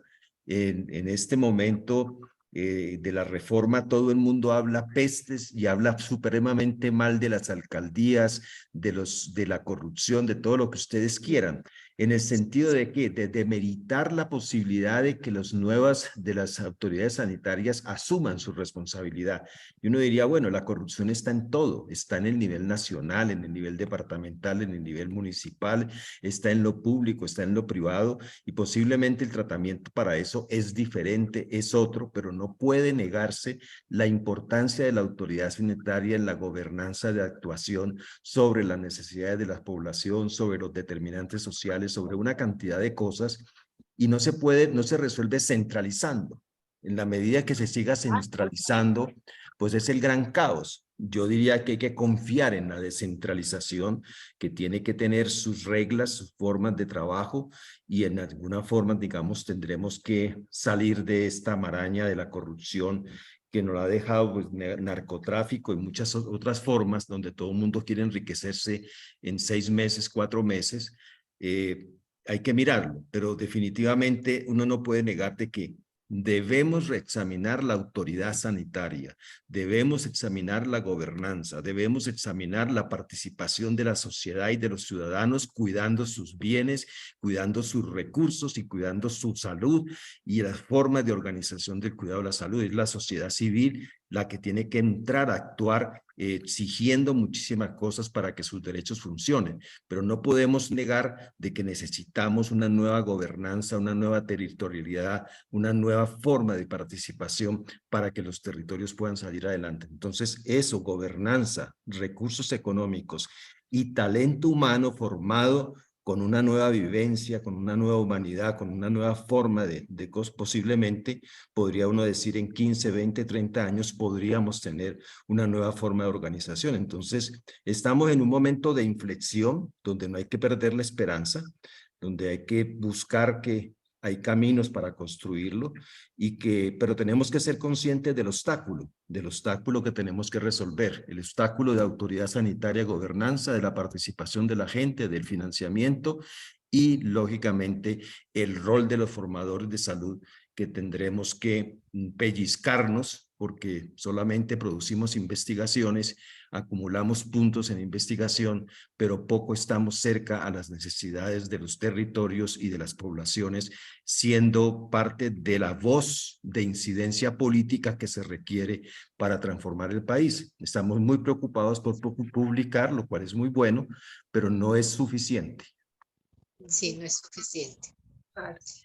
Muy bien, profe Guerrero. Voy a leer un último escrito de una de las personas participantes y luego le doy la palabra al profe Juan Fernando Mesa. Juan Fernando Mesa, sí.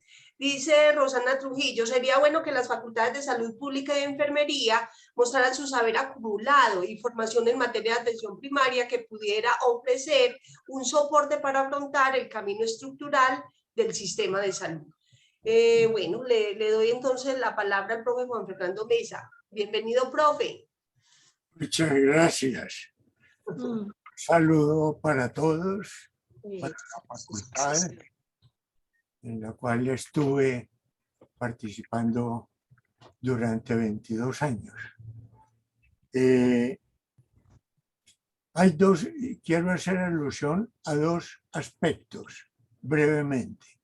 La una, que encontré en la expositora un testimonio que me causó impacto al aludir a los campamentos universitarios. Los campamentos universitarios empezaron en la década del 60 y lo empezamos 3 personas.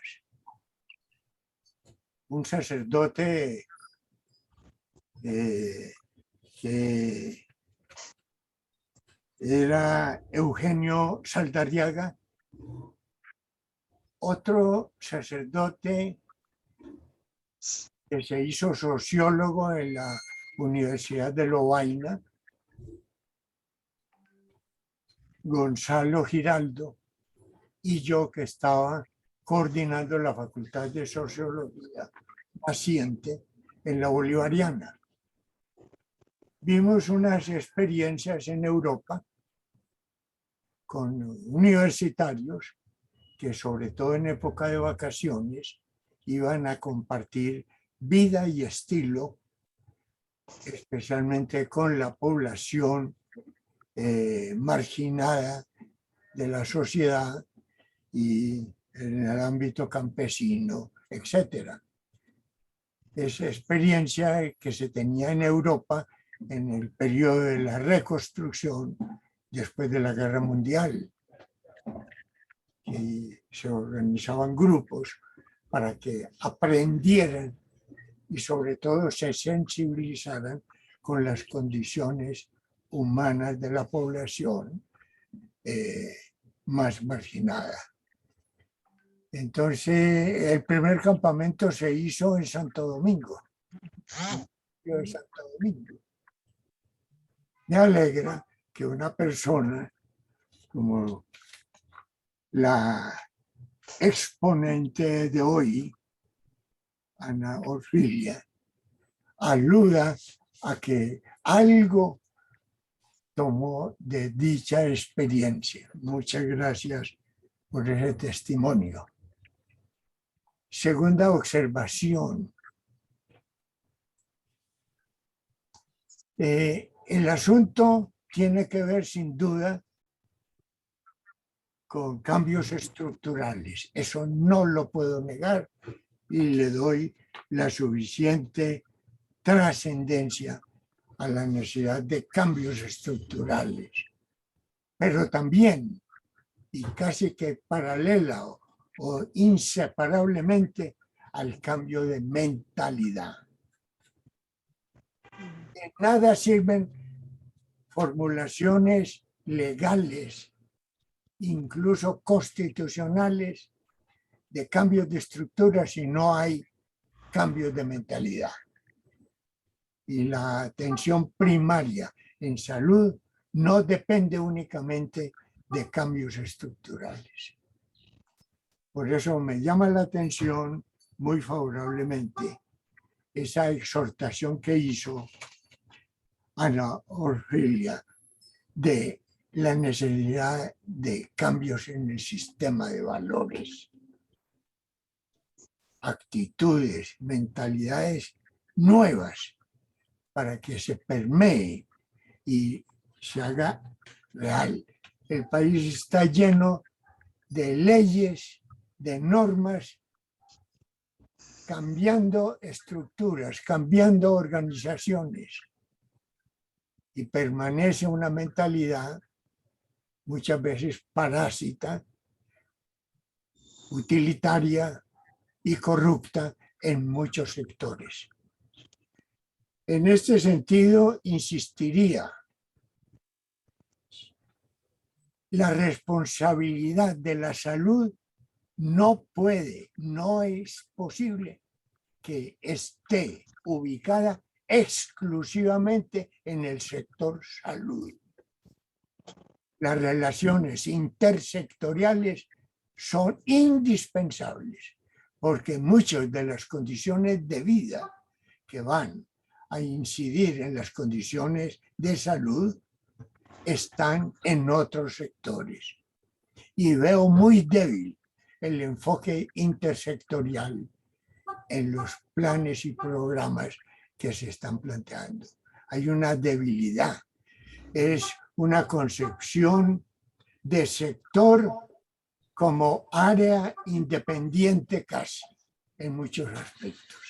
Se necesita cambiar eso para buscar procesos de planeación más intersectoriales, más integrales en la concepción y de distribución de las responsabilidades y de cooperación recíproca. En ese sentido, hay mucha debilidad.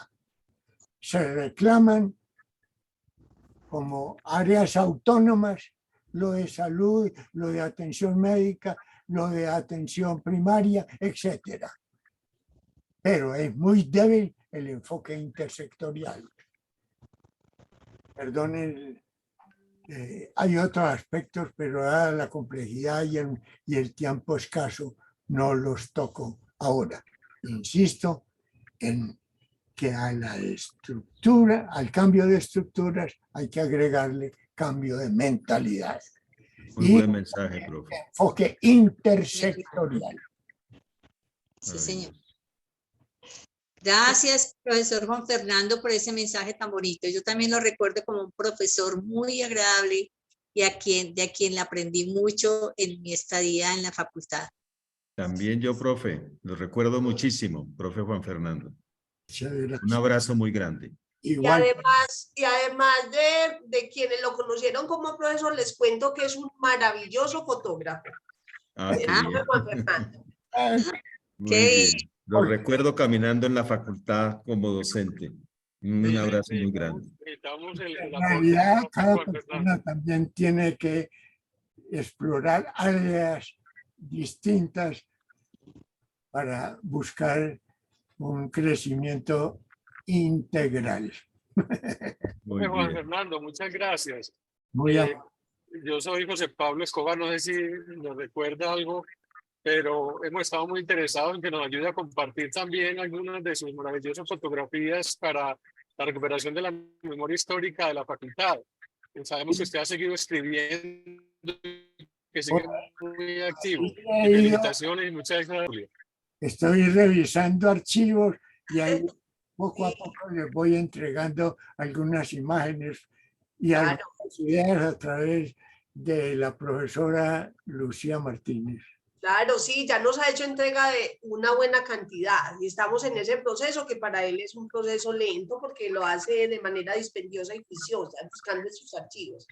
Muchas gracias, profe Juan Fernando. No sé si habrá alguien más que quiera intervenir o vamos cerrando la sesión. La profesora Ana Cecilia Ortiz tiene la mano levantada. Ana Cecilia, bienvenida, profe. Hola Lucía, muchas gracias. Bueno, la preocupación que hemos manifestado en esta tertulia, gracias a auxilia del doctor Quevedo, por esto tan bonito que es recordar lo que hicimos juntos, especialmente con Auxilia, que fue mi jefe, cuando ella fue enfermera saludista en la regional Anconsur, y con ella aprendí muchas cosas. Como la academia es un tema muy importante, la formación de los futuros profesionales y de los que ahora están en ejercicio, creo que deberíamos reflexionar con mirada hacia el futuro sobre estrategias para capacitar a los muchachos y sensibilizarlos.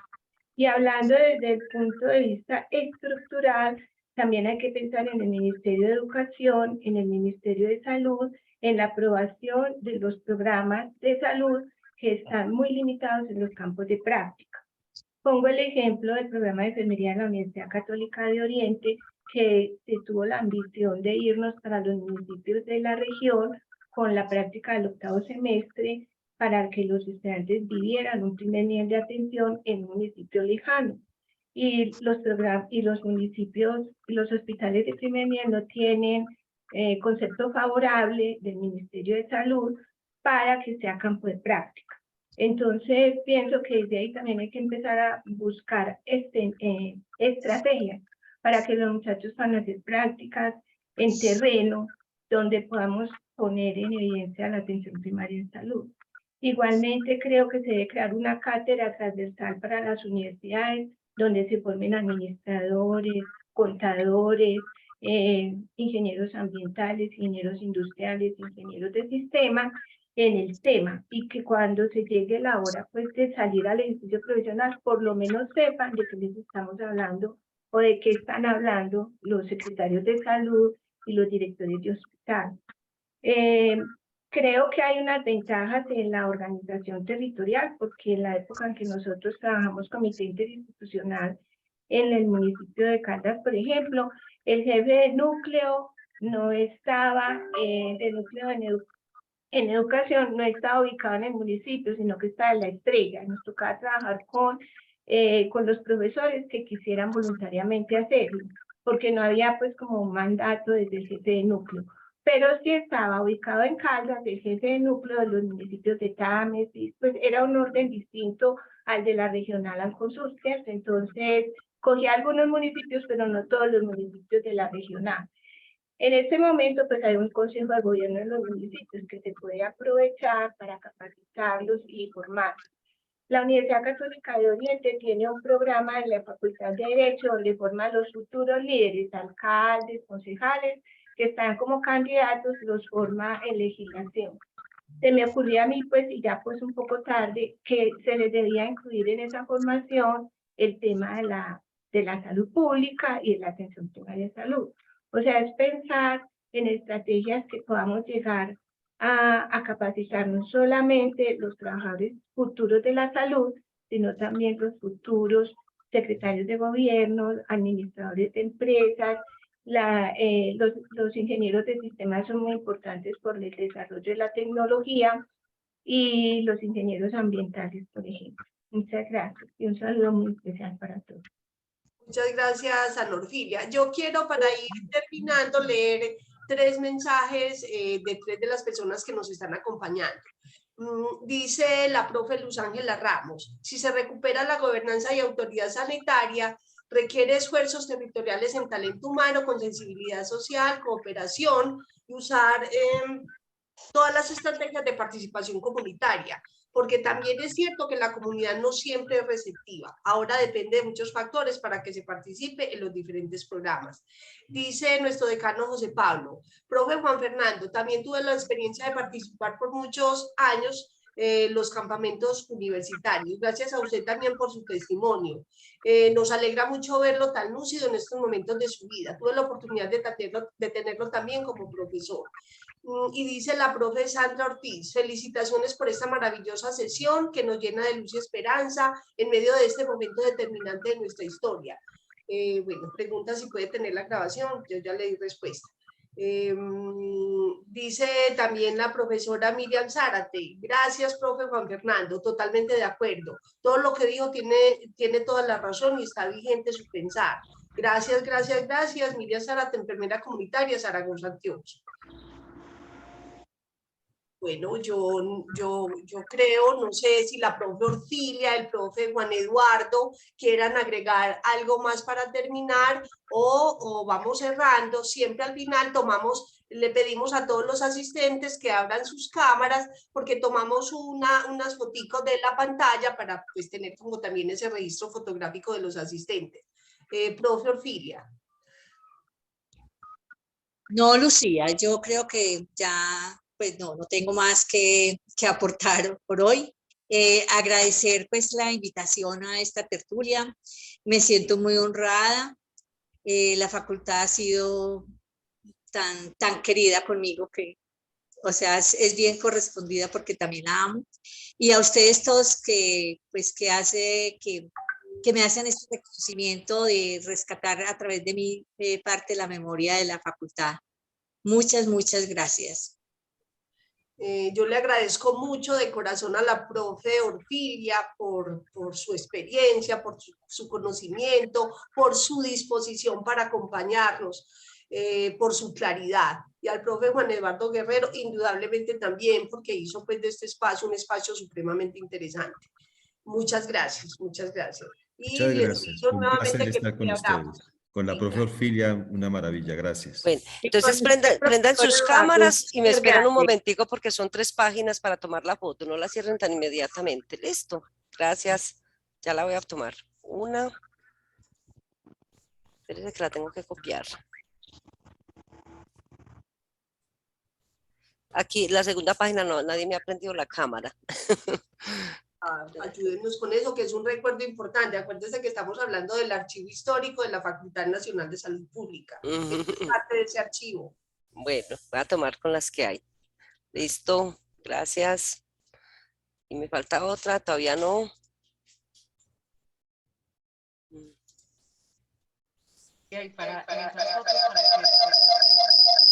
Me falta la última. No me vayan a cerrar. En la tercera página tampoco nadie me prendió la cámara. Ah, bueno, ya algunos. Algunos. Gracias. Listo. Listo. Bueno, mil gracias.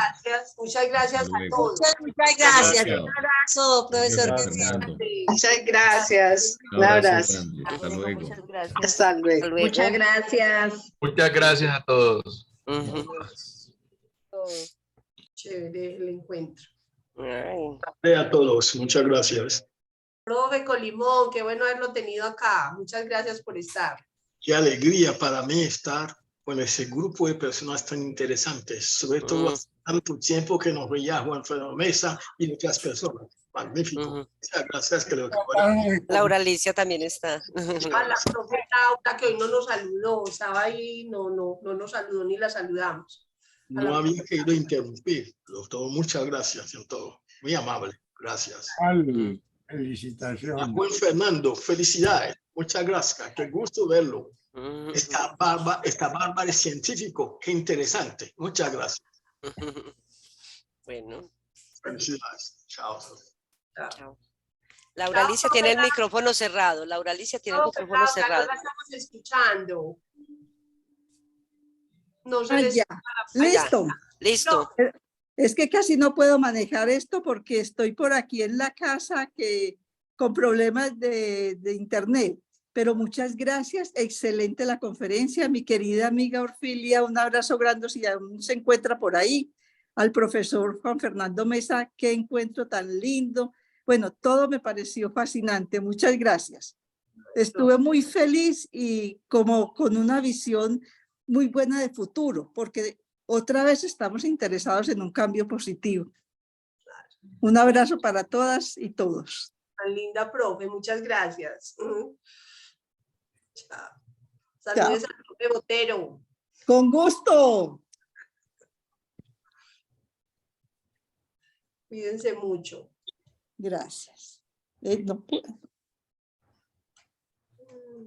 Gracias, Lucía. No, a todos por estar acá con nosotros acompañándonos en esta tarea tan rica que hacemos.